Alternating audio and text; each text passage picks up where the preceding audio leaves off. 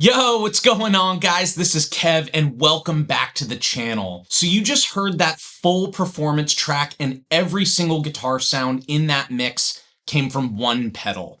The Vintage King Fuzz from Kasleder Effects. And here's the thing, and I know I might get ripped apart in the comments for this, but I'm not a fuzz guy. Fuzz was just never really an effect that I gravitated toward until this pedal completely changed my mind. Today I'm going to break down what the Vintage King is, why it's way more usable than most classic fuzz designs, what makes it so special, specifically the beard knob, and why Kasleder Effects as a company is wildly underrated. We'll also circle back later to check out some of the tones you just heard in the opening track in isolation so you can really hear what's going on. Before diving further into the Vintage King, a quick little bit of housekeeping. If you're a guitarist, musician, or you just love nerding out on gear, subscribe to the channel below and ring the bell so you're notified the next time I drop a video. It really helps support the channel, keeps me doing what I'm doing, and I really appreciate it. Thanks so much, guys. Before we even talk about the pedal, I want to talk about the company behind it. Kasleder Effects is a boutique pedal brand based in Hungary, founded by Albert Kasleder, an electrical engineer and musician who's been designing and building pedals for well over 15 years. This is a true small batch, hands-on operation. These pedals aren't mass-produced.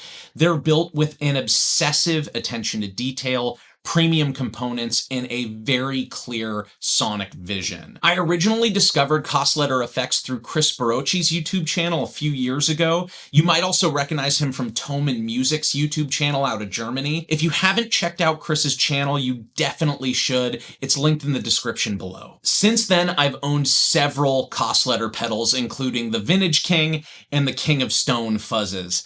I actually liked the Vintage King so much, it inspired me to hunt down one of Kasleder's limited run King of Stone pedals on the used market. So that should tell you something. This is a company that deserves way more attention than it gets. Now let's talk about the Vintage King itself. This pedal is a tribute to the classic Dallas Arbiter Fuzz Face topology, that iconic 2-transistor fuzz circuit. But it's been refined, modernized, and made far more practical. Component-wise, this thing is loaded. It's got new old stock vintage silicon transistors, high-end Panasonic and Verth audio capacitors, premium Panasonic film caps, Lumberg and Neutrik jacks, and its true bypass. There's also an internal bias trim pot allowing you to fine-tune the pedal's character, from cleaner, less biased tones to heavier, raspier fuzz. It also allows you to compensate for temperature changes and just offers greater tonal variation. Everything about this pedal feels intentional, from the layout to the enclosure to the way the knobs respond. Here's the challenge with classic Fuzz Face-style pedals.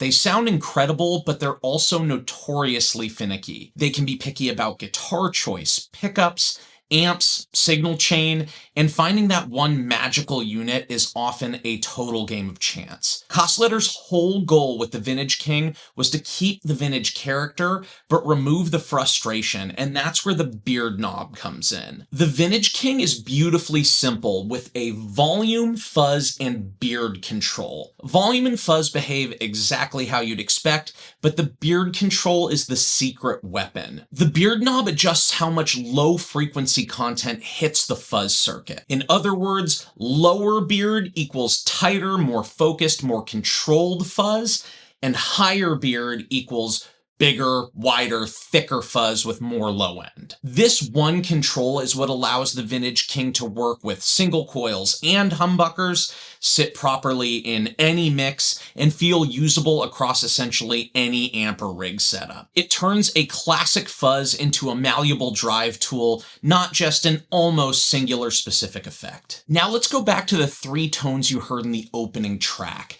But this time, let's hear them in isolation. For all 3 tones, the volume knob is set identically at about 1 o'clock. This is the opening riff tone. The fuzz is set to about 11 o'clock, and the beard knob is set low at around 8 o'clock. This keeps the low end contained and the fuzz feeling tight and articulate.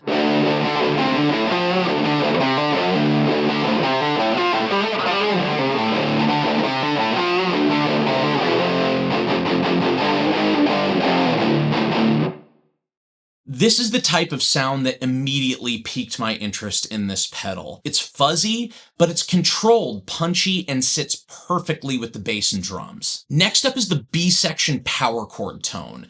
The fuzz is pushed a bit more to around 2 o'clock, and the beard is also brought up to around 10 o'clock. With the beard dialed up a bit, there's added width, low-end weight, and authority.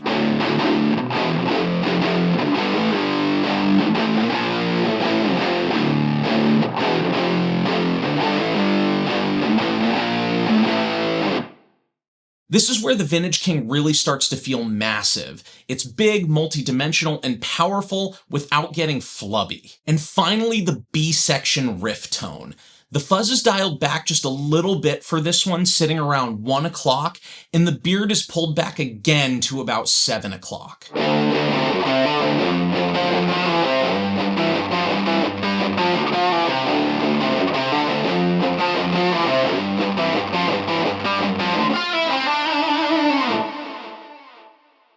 Even with a little more fuzz than the opening riff, dialing the beard back keeps lead lines focused and controlled, there's no mud, and no loss of clarity. This pedal is the reason I stopped saying I'm not really a fuzz guy. The Vintage King isn't just a fuzz, it's a boost, a gritty overdrive, a classic distortion, and a full-on fuzz. And it does all of that without fighting your rig. That's why it inspired me to track down the King of Stone afterward, because once you experience this design philosophy, it's hard not to want more. If you've ever loved fuzz tones but hated how unpredictable they are, wanted vintage character with modern usability, or just appreciate truly high-end boutique craftsmanship, the Vintage King absolutely deserves your attention. If you enjoyed this video, hit the like button, subscribe to the channel, and let me know in the comments what fuzz pedals you're currently using or avoiding.